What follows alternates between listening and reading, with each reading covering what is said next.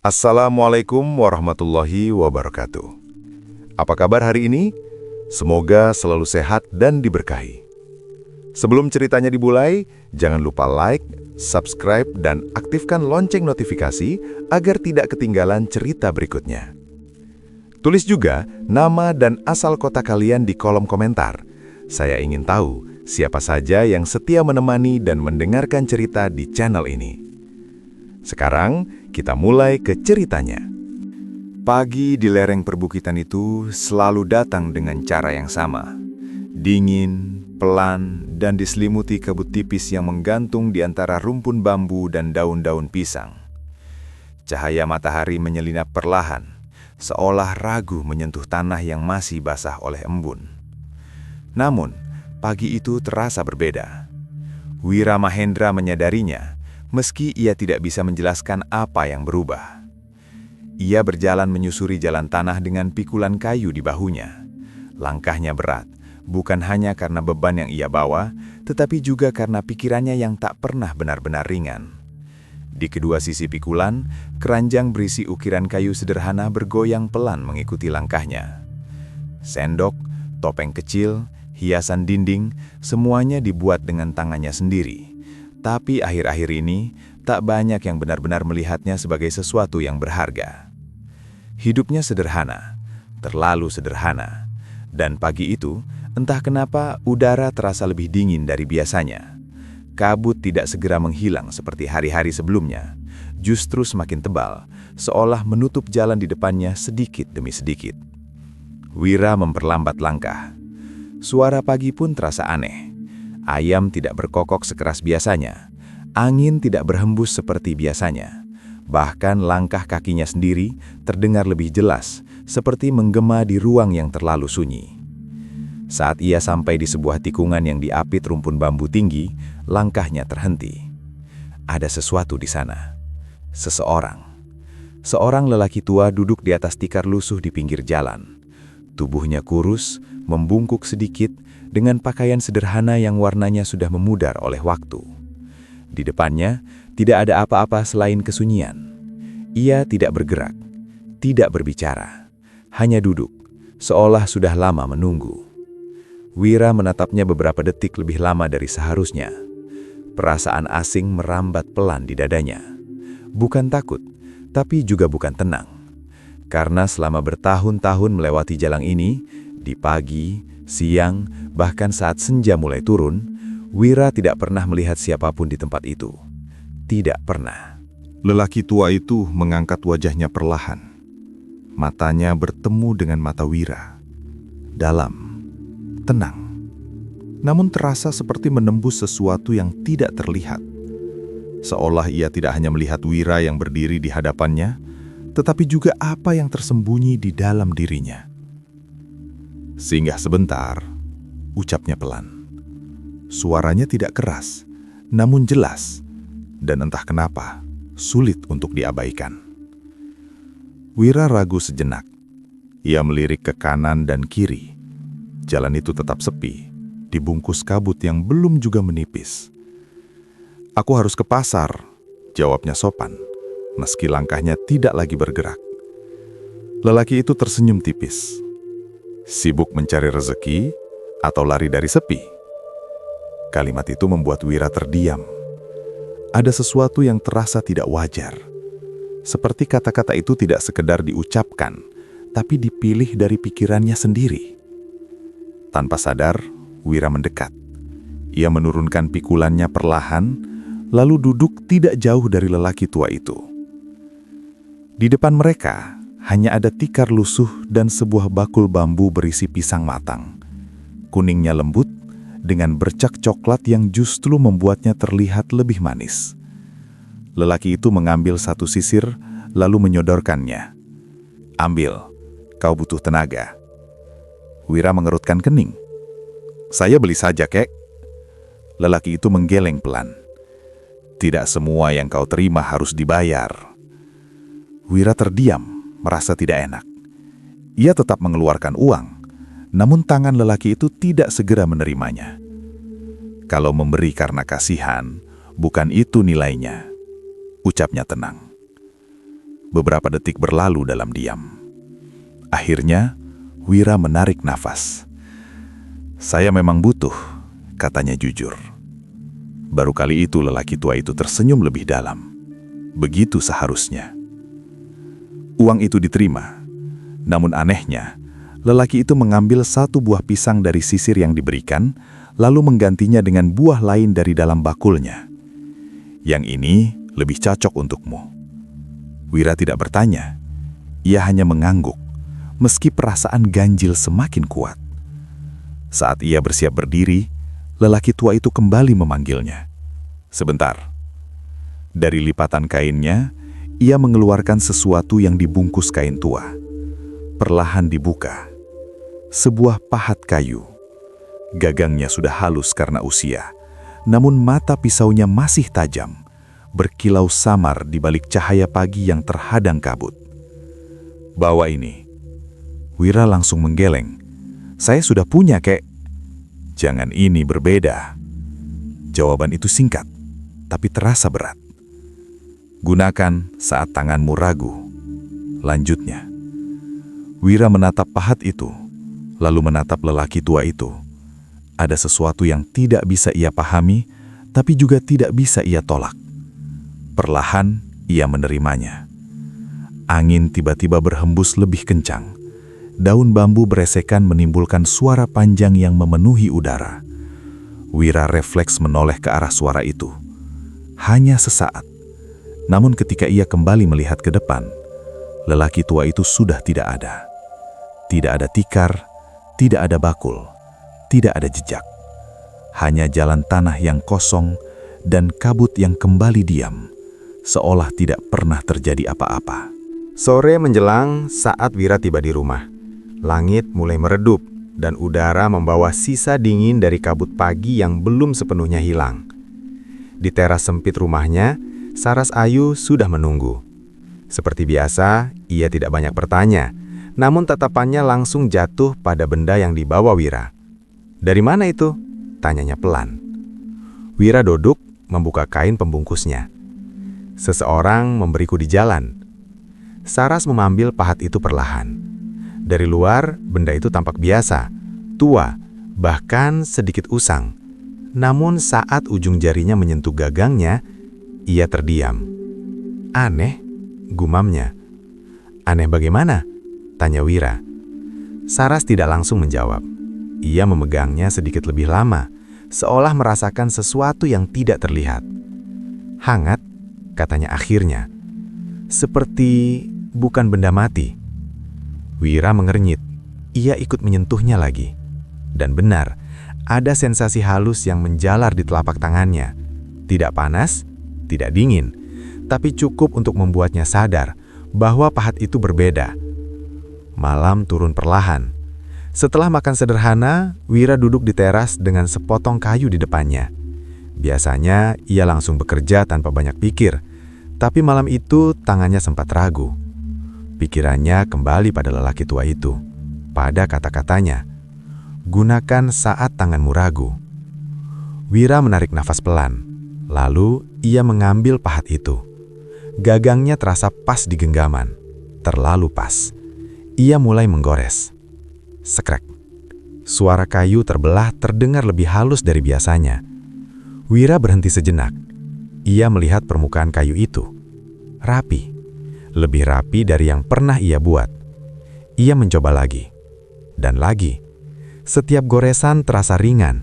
Tidak ada perlawanan, tidak ada kesalahan yang biasa terjadi. Kayu yang biasanya keras, terasa lunak, seolah mengikuti arah tangannya tanpa dipaksa. Wira mulai fokus. Tangannya bergerak lebih cepat, namun tetap terkendali. Tidak seperti biasanya. Ia tidak lagi berpikir tentang bentuk. Ia hanya mengikuti. Seolah ada alur yang sudah ada di dalam kayu itu, dan tangannya hanya menelusurinya. Waktu berlalu tanpa terasa. Saat ia berhenti, nafasnya sedikit tertahan. Di hadapannya, bentuk mulai muncul. Halus, hidup, nyata. Wira menatapnya lama. Ada perasaan asing yang perlahan naik ke dalam dadanya. Karena untuk pertama kalinya, ia tidak merasa seperti sedang mengukir sesuatu. Melainkan, sedang dipandu oleh sesuatu yang tidak terlihat. Malam semakin larut. Lampu minyak di teras bergoyang pelan tertiup angin. Cahayanya bergetar tipis dan memantulkan bayangan yang bergerak di dinding bambu. Suara jangkrik terdengar jauh, seperti tertahan oleh sunyi yang tidak biasa. Di hadapan Wira, potongan kayu itu telah berubah. Tanpa rencana, tanpa sketsa, tanpa niat yang jelas sejak awal. Sebuah wajah perlahan terbentuk. Ia berhenti menggerakkan tangannya, menatap. Nafasnya tertahan. Wajah itu bukan sekadar ukiran. Garis-garisnya halus, kerutannya dalam, bentuk matanya hidup, seolah menyimpan sesuatu yang tidak bisa dijelaskan. Bahkan sudut bibirnya yang tipis terasa seperti menyiratkan senyum yang samar. Dan yang membuat Wira merinding, itu adalah wajah lelaki tua yang ia temui di jalan bambu. Persis, terlalu persis. Langkah pelan terdengar dari belakang. Saras keluar dari dalam rumah, menghampiri tanpa suara. "Kang, belum tidur?" tanyanya lirih. Namun kalimatnya terhenti saat matanya jatuh pada ukiran itu. Ia mendekat sedikit, lalu diam. Matanya menatap lama seolah memastikan apa yang ia lihat benar-benar nyata. "Itu dia," bisiknya hampir tak terdengar. Wira tidak menjawab. Tangannya masih menggenggam pahat itu, namun kini terasa berbeda. Bukan berat, bukan ringan, melainkan asing, seperti bukan lagi miliknya sepenuhnya. Angin berhembus pelan, membuat bayangan ukiran itu bergerak di meja kayu. Untuk sesaat, Wira merasa mata pada ukiran itu tampak lebih dalam dari sebelumnya. Seolah bukan hanya sebuah bentuk, tapi sesuatu yang sedang memperhatikan balik. Wira menelan ludah pelan. Dalam diam, tanpa perlu diucapkan, ia tahu satu hal. Ia tidak benar-benar membuat ukiran itu. Malam semakin dalam, namun Wira tidak langsung terlelap. Pikirannya masih tertinggal di teras, pada ukiran itu, pada pahat di tangannya, dan pada wajah yang muncul tanpa ia rancangkan. Akhirnya, di antara suara jangkrik dan desir angin, ia tertidur. Dan mimpi itu datang. Ia kembali berada di jalan bambu. Kabut jauh lebih tebal dari sebelumnya, menutup hampir seluruh pandangan. Udara terasa dingin, tapi bukan dingin biasa. Lebih sunyi, lebih hampa, seperti dunia yang ditahan napasnya sendiri. Langkah Wira terasa ringan saat ia berjalan. Tidak ada suara selain detak langkahnya yang samar. Lalu, ia melihatnya, lelaki tua itu. Duduk di tempat yang sama, tenang, seolah memang menunggu. Wira mendekat, tanpa ragu kali ini. "Kek," suaranya terdengar pelan, seperti tertelan kabut. Lelaki tua itu menoreh, tatapannya sama seperti sebelumnya, dalam dan tidak tergesa. "Sudah kau gunakan," katanya, bukan pertanyaan. Wira mengangguk. "Tapi, kenapa bisa seperti itu?" Lelaki tua itu mengambil sepotong kayu kecil di sampingnya, mengusap permukaannya perlahan. "Kayu itu hidup," ucapnya tenang. Wira terdiam. "Setiap seratnya punya arah, punya cerita," lanjutnya, "dan tanganmu hanya mengikuti." Wira menatapnya, mencoba memahami. "Jadi, saya tidak membuatnya?" Lelaki tua itu tersenyum tipis. "Kau tetap membuat, tapi bukan dengan ego." Angin berhembus pelan, kabut bergerak seperti bernafas. Wira ingin bertanya lagi, namun lelaki tua itu sudah lebih dulu berbicara. "Ingat satu hal," katanya, suaranya kini lebih dalam. "Jangan serakah." Kalimat itu menggantung di udara. Wira mengerenyit. Serakah bagaimana? Namun belum sempat ia mendapat jawaban, kabut tiba-tiba menebal. Sosok lelaki tua itu mulai memudar. Suaranya terdengar semakin jauh. jaga niatmu, dan semuanya menghilang. Wira terbangun. Nafasnya berat. Dada terasa sesak seperti habis berlari jauh. Keringat dingin menempel di pelipisnya. Ia duduk perlahan, menatap ke arah teras. Ukiran itu masih di sana, diam. Namun entah kenapa, terasa berbeda. Wira mengusap wajahnya pelan. Mimpi itu terlalu nyata. Bukan sekedar bunga tidur, melainkan seperti pertemuan kedua yang terjadi di tempat yang tidak bisa dijangkau saat terjaga. Hari-hari berubah tanpa banyak disadari. Yang dulu terasa panjang dan berat, kini berjalan lebih cepat. Pagi datang dengan pekerjaan, siang diisi suara kayu terukir, dan malam berlalu tanpa sempat dihitung. Ukiran Wira mulai dikenal. Awalnya hanya tetangga yang mampir. Lalu kabar itu menyebar pelan dari mulut ke mulut. Orang-orang datang bukan sekedar melihat, mereka mulai memesan. Seperti hidup, itu kalimat yang sering terdengar. Wira tidak pernah menjelaskan apapun. Ia hanya mengangguk, lalu kembali bekerja. Di teras rumahnya, suasana pun berubah. Yang dulu sepi, kini lebih sering ramai.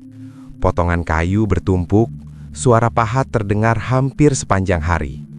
Dan di tengah semua itu, satu hal tetap sama. Pahat itu selalu ada di tangannya. Suatu siang, seorang pria datang dari luar desa. Pakaiannya rapi, langkahnya tenang, dan cara berbicaranya berbeda dari kebanyakan orang di sana. Namanya Rangga Prasetya. Ia memperhatikan satu persatu ukiran Wira tanpa banyak bicara. Matanya tajam, seolah menilai lebih dari sekedar bentuk. "Ini buatan sendiri?" tanyanya akhirnya. Wira mengangguk. "Iya, Pak." Rangga mengambil salah satu ukiran wajah. Ia memutarnya perlahan, mengamati detailnya lebih lama dari yang lain. "Bisa buat yang lebih besar?" tanyanya. Wira sedikit ragu. "Bisa, tapi butuh waktu." Rangga tersenyum tipis. "Waktu bukan masalah. Saya punya kenalan di kota. Ukiran seperti ini dicari." Kalimat itu sederhana, tapi cukup membuat Wira terdiam. Pesanan pertama dari luar desa pun datang. Lalu yang kedua, dan yang ketiga. Untuk pertama kalinya, hidupnya terasa lebih lapang. Dapur tidak lagi kosong. Nafas tidak lagi sesempit dulu. Namun di balik semua itu, ada sesuatu yang tidak berubah. Setiap kali ia duduk di hadapan kayu, tangannya selalu mencari pahat itu. Dan setiap kali ia menggenggamnya, ada perasaan yang sama.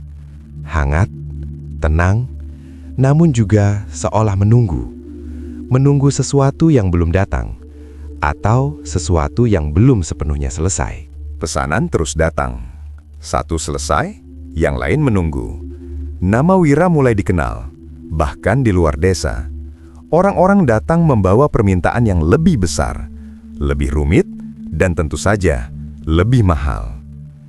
Awalnya Wira menjalaninya seperti biasa. Tenang, mengalir. Namun perlahan, sesuatu mulai berubah. Ia mulai menghitung. Berapa banyak yang bisa diselesaikan dalam sehari? Berapa keuntungan yang bisa didapat jika produksi ditambah? Berapa cepat semua ini bisa berkembang? Pikirannya tidak lagi hanya tentang ukiran, tapi tentang hasil, tentang jumlah, tentang uang. Suatu malam, saat ia duduk di teras seperti biasa, sepotong kayu sudah siap di hadapannya.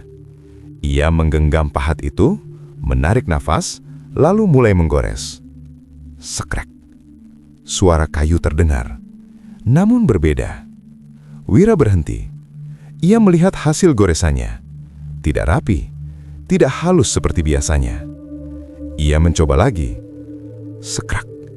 Masih sama. Tangannya mulai terasa berat. Gerakannya tidak lagi mengalir. Seolah ada sesuatu yang menghambat. Sesuatu yang tidak terlihat, tapi nyata.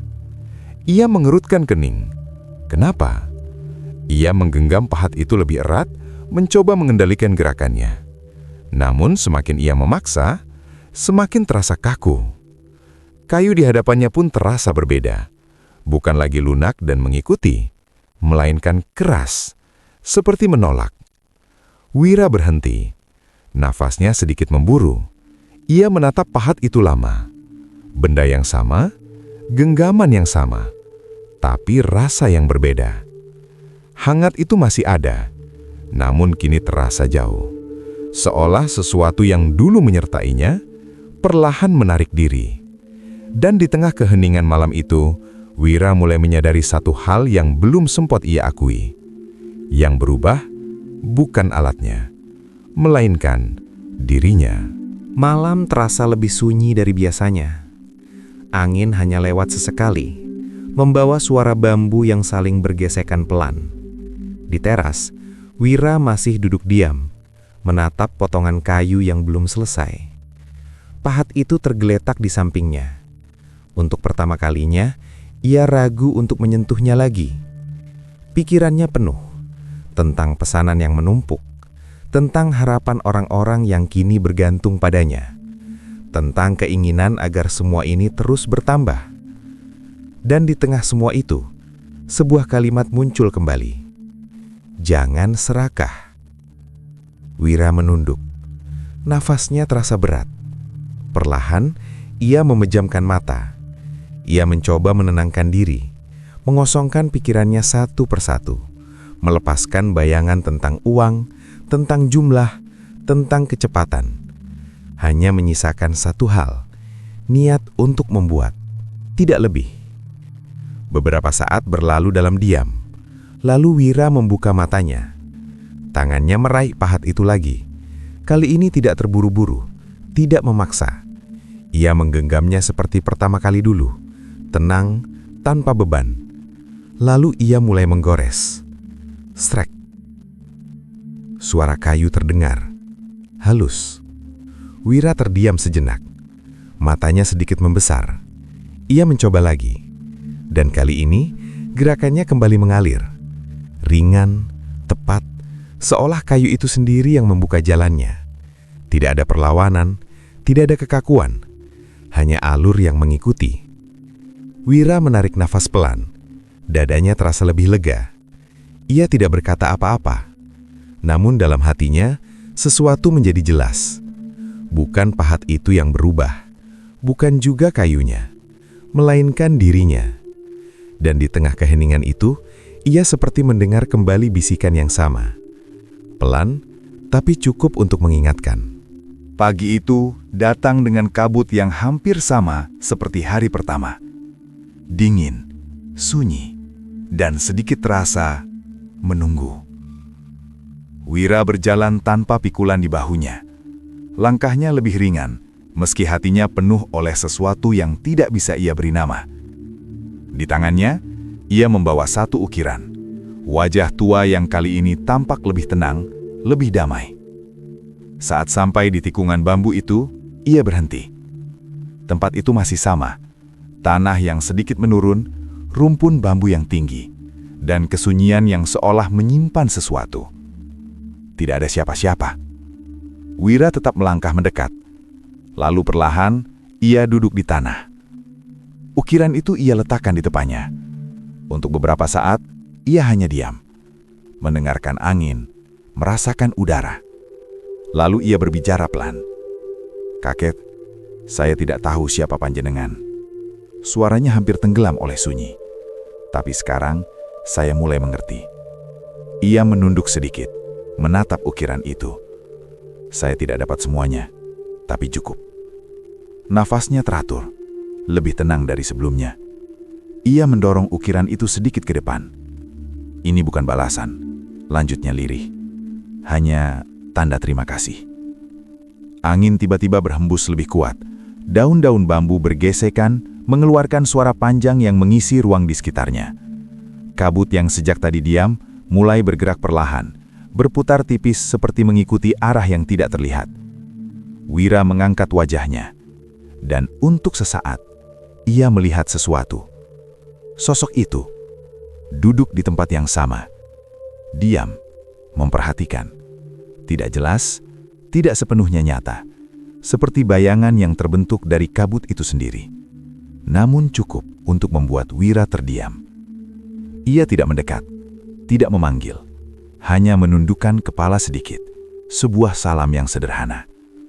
Ketika ia kembali mengangkat wajahnya, sosok itu sudah tidak ada.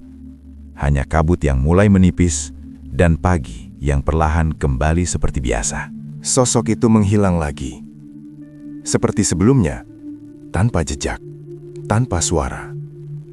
Hanya kabut yang perlahan menipis, menyisakan pagi yang kembali biasa. Namun kali ini, Wira tidak mengejar. Ia tidak memanggil, tidak mencari. Ia hanya menunduk pelan. Seperti seseorang yang akhirnya mengerti bahwa tidak semua pertemuan harus diakhiri dengan jawaban. Beberapa cukup diterima. Wira berdiri perlahan.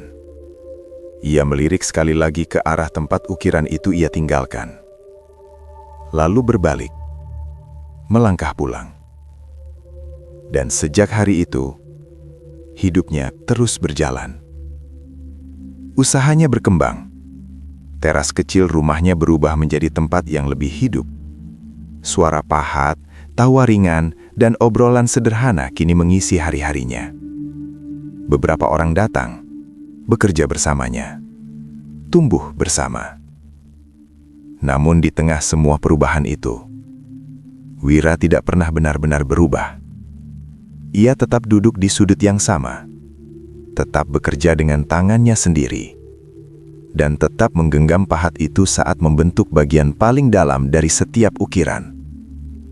Bukan lagi sebagai sesuatu yang ajaib, melainkan sebagai pengingat bahwa bukan alat yang menentukan hasil, bukan juga kecepatan atau jumlah, melainkan niat yang dijaga, kesabaran yang dirawat, dan keikhlasan yang tidak terlihat. Kadang di waktu-waktu tertentu, saat sore mulai turun dan angin melewati celah-celah bambu, Wira berhenti sejenak. Hanya diam, mendengarkan. Karena di antara desir yang halus itu, selalu ada perasaan yang sama. Tidak menakutkan, tidak juga jelas, namun cukup untuk membuatnya yakin bahwa ada sesuatu yang tidak pernah benar-benar pergi. Sesuatu yang pernah datang di saat ia hampir kehilangan arah. Dan kini, diam-diam, masih mengawasi dari balik kabut.